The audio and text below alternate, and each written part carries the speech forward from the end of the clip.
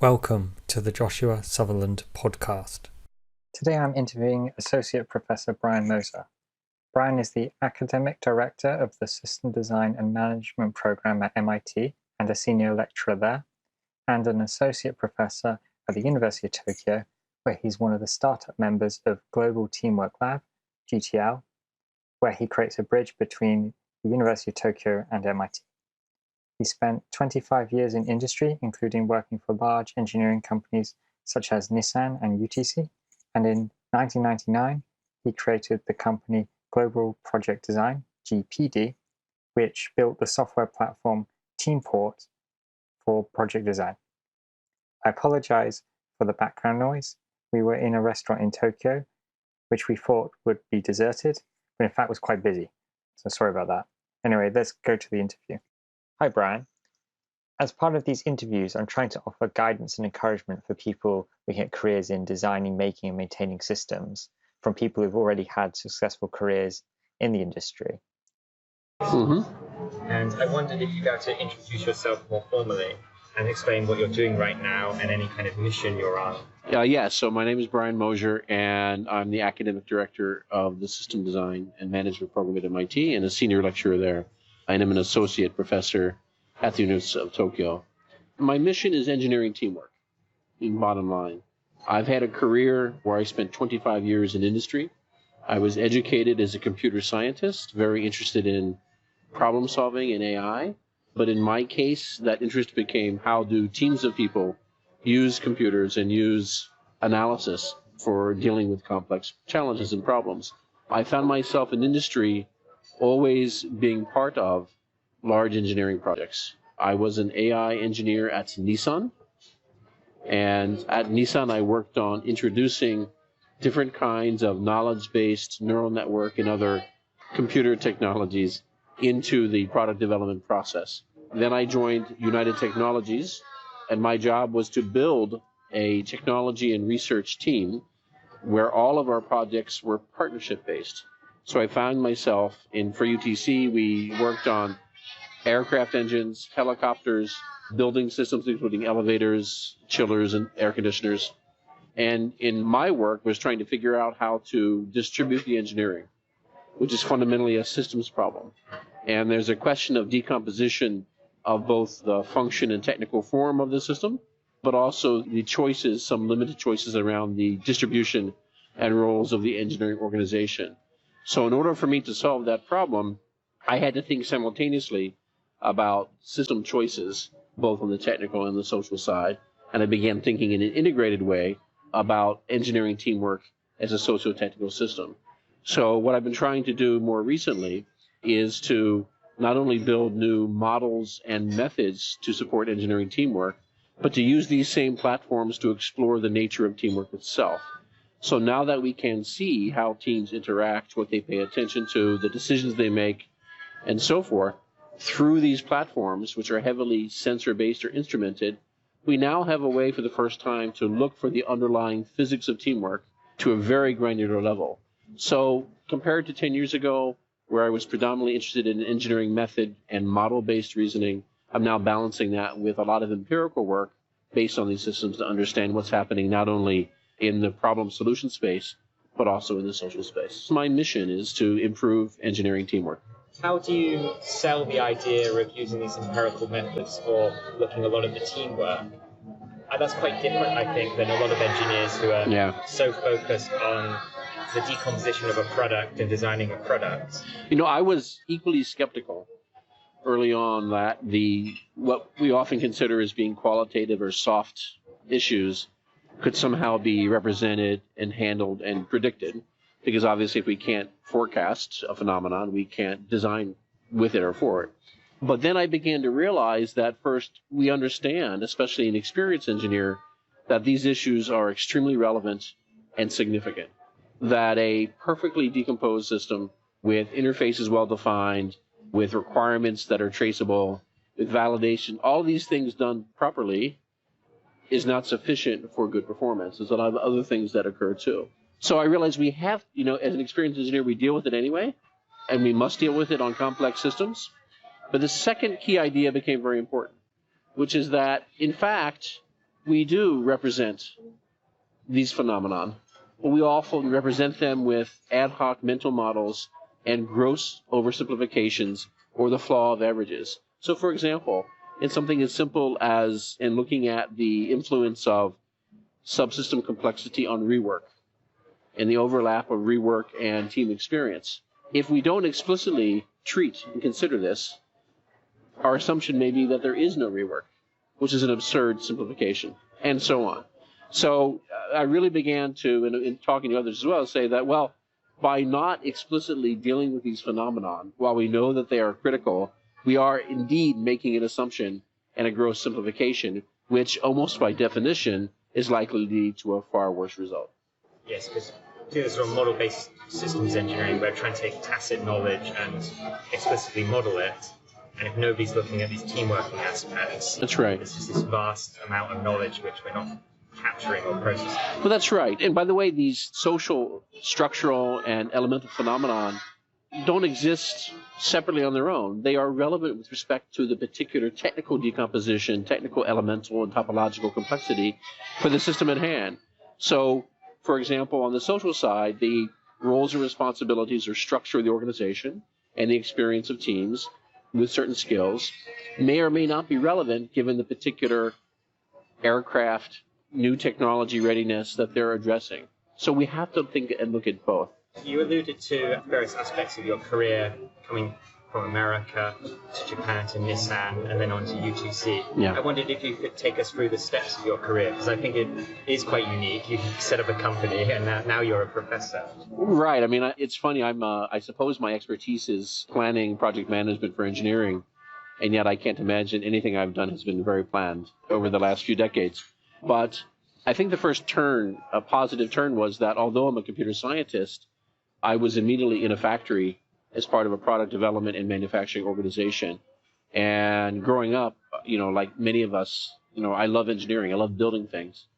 And so, my heart went pitter-patter being close to the car, right? And so I fell in love with being part of teams that were building real things. So in that time, in turning to UTC as well, the chance as a computer scientist to be involved in 6 months to 2 year real-world cross-functional team product development projects was just, for me, it's just fun, right? Well, that for me in the period of time after I was at Nissan at United Technologies centered on the notion of globally distributed research, engineering, and product development and how to treat that from a design point of view. For UTC, I was based in Tokyo at the time, and I came to know through the ministries and the universities some of the different faculty, including Professor Kimura at the University of Tokyo, who was in Seimitsu Kikai, which is precision machinery engineering, and he became a real mentor. And he comes back into the story a little bit later. But as I was working at UTC, it was clear probably for my UTC career I should come back to the U.S., which I did. I was still very, very interested in solving this problem deeply. And I decided to kind of set out on my own and to start a company that focused on both modeling and simulation using a combination of agent-based and some other simulation techniques to develop concrete methods for the design of global projects. And so in 99, I started GPD, Global Project Design, which has built a platform called Teamport. And Teamport is a project design platform that is meant specifically for cross-functional teams to model their project as a socio-technical system to be able to predict its outcomes, cost, schedule, and quality, and therefore to, in a model-based way, to iterate rapidly around different ways of organizing their work and organizing their teams as part of it. So as an entrepreneur, coming from a large company, you learn many, many different lessons about what it means to build the product. And again, over the next 15 years, across hundreds of applications, I was able to test these ideas in hard manufacturing, continuous processing, finance, telecom, aerospace, automotive, pure services. So I was able to see in many countries around the world and in many contexts what aspects of my underlying Teamport platform and method for project design were universal and useful. And it was like constant validation, and which were not. And we've had a continuous improvement over that 15 or 20 years to do so. Now, when I built that company, I built it in the United States because building a company in the U.S. is a whole lot easier than in Japan. But now we have a corporation, a Kabushiki Kaisha in Japan for GPD, and a corporation in the U.S., and we're starting a GmbH in Germany as well. So to me, I'm a professor now because Professor DeVec at MIT saw the work I was doing and asked me to come back and support the work in STM. And one of the amazing things about MIT is that we're encouraged to keep a foot in the real world. And a lot of faculty have their own companies or are doing consulting work or working. And so even though I'm a faculty member at the University of Tokyo and I'm directing the program at MIT, I'm still every year involved in real world cases. And to me, that balance is so much fun. The other part of the story is I mentioned Professor Kimura. So along the way, I was supporting an international intelligent manufacturing program. He invited me to do research and then get a PhD at the University of Tokyo. So I did that and eventually transitioned as Professor Kimura retired to another Professor Yamato, who's in the Graduate School of Frontier Sciences. And when I received my PhD, they asked me to be in the faculty. So as you know, at the University of Tokyo, our work is more research-based. There's less of a teaching obligation, although I do teach 2 classes at Tokyo. So I've been able to build a laboratory called the Global Teamwork Lab to really begin to extend this systems thinking, model-based, and now empirical work on what happens when human teams in collaboration work on complex problems. And so at Tokyo, we've got the lab GTL, and at MIT, I've spent most of my time teaching and doing some research. And somehow I've been able to make it fit together. But again, none of this could have been or should have been planned. I would never have modeled and simulated my own trajectory over the last 2 decades. Thank you. So if you were offering advice to a novice wanting to enter this field of sort of systems design, systems making, systems maintenance, what would you give them? Either to yourself when you were younger or just someone right now? Well, I think the most fundamental advice is kind of to live project by project. That is, the experience of a real system and the unique nature of uncertainties and trade-offs and where the interfaces lie and that kind of building a portfolio of different kinds of complex systems against which one's applying these skills is at the heart the most important advice. And what that should encourage is more humility and less SysML. Okay, which is the journey is not in fact to kind of come up with a universal language and a way to optimize all this. I think that the more one deals with genuinely and naturally complex systems, actually humility should increase. Now, at the same time, the toolbox and the thinking that we're developing, and now the emergence of also a strong empirical part of this, should continue. And so, given a core thread of a series of experience dealing with different types of complex systems, then one should debrief, one should interpret the experience, not interfere with the experience, but interpret the experience through the lens of theory, right? So I think that the parallel, and going back and forth is actually very valuable, right? So whether it's model-based reasoning, different classes of kind of systems ontology, understanding complexity science, information theory, and so forth, I think where we are in a stage of this field is that we have yet to really uncover the first principles of, or the physics of, engineering systems that including humans in the loop. So that's, I think one could get carried away. It's quite easy. This is really intoxicating stuff theoretically. For me, it's, I could really dive deeply in just thinking about the theory, and it's fine.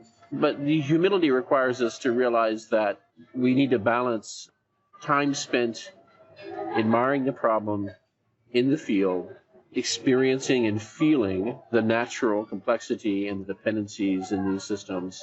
Otherwise, we are drawn into a black hole of abstraction and meta theory, which can be very self-satisfying, but doesn't necessarily move us forward. I certainly like when people have these overview theories or these very grand theories. Yeah. It is very nice to be able to sort of start to hang experiences one has had in the real world on them. and equally use them to choose what to do next. Right. No, I think the frameworks serve a role to kind of stimulate a dialogue. Yet we should never confuse these frameworks with the answers, because they aren't yet, at least. They aren't indeed the underlying physics. There's some sort of skeleton or approximation to try to help us explain hints. But it also this tells us in this generation, what our requirement is for moving the profession forward, which is to go beyond practices and methods, and which gives us shadows of what we think might be there. And we really need to push to a genuine science of complex systems. What would be some bad advice you hear given, which you would just recommend to ignore? Bad advice that's given.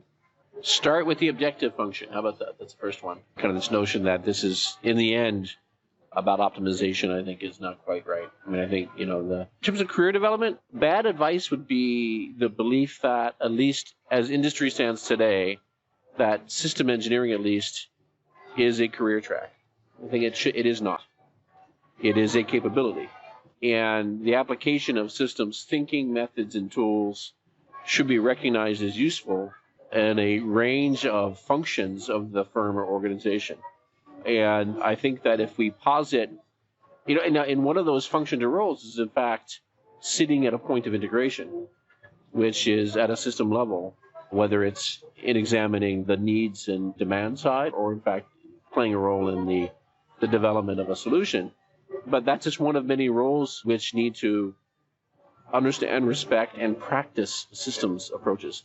And so in career development, just because one happens to be for this phase of one's life in, let's say, marketing, or in manufacturing, or in supply chain or something, that doesn't mean that one is not practicing systems. In fact, just the opposite. And then likewise, if one is somehow anointed by title to be a systems engineer or integration lead, one should not somehow dismiss the necessary systems perspectives and contribution from the other functions around. So that's my advice. What would you see as the biggest opportunities or challenges in sort of this space right now? For me, it's easy. I mentioned before how I'm now trying to move beyond modeling and simulation to balance it with empirical work. The opportunity is to back up what all of us think is true. We claim this is what happens in engineering. This is what we claim. This is what's happening. It's time for us to get empirical. And it's time for us to, I don't want to just simply do an experiment and have a one-shot regression and look for what's happening. I think we need to be able to understand in the moment, in a real project, based on what's happening both in the problem space, the solution space, and in the social spaces, what is the current health of this socio-technical system. I want to know what's really going on, and I want to see at a level of granularity that allows us to really uncover the first laws of complexity as applied to human-in-the-loop complex systems. Yes. Very unique, I think. Everyone has failures along their journey in their career. Mm-hmm. What would you say were some very important ones for you? Failures. Boy, let me count the ways. Well, I mean, as you get older, you realize they're not really failures. I mean, they're things that were painful and they were not successful. But one general mode of failure that I exhibited too is that after my PhD, so I had built a particular modeling framework and simulation engine with agent-based stuff, and I was treating a particular phenomena in how engineering teams behave.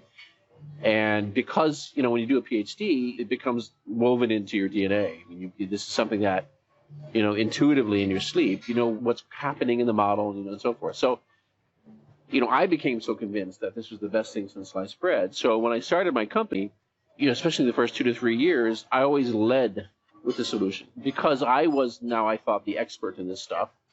People should just believe me. And that's a huge mistake, right? And this probably ties back to my prior comment on humility in the face of genuine natural complexity. Is I probably delayed the success of my company at least a year, and that's a lot of money in startup terms. It's a lot of retirement gone because of a stubbornness born of typical post-PhD arrogance. I mean, it's not arrogance, but it's just you're too close to the solution, and you kind of forget to pay attention to what you would normally do when admiring a problem on the front end of work. I think that's probably the primary thing, because I'm thinking about your question in the context of systems-related careers.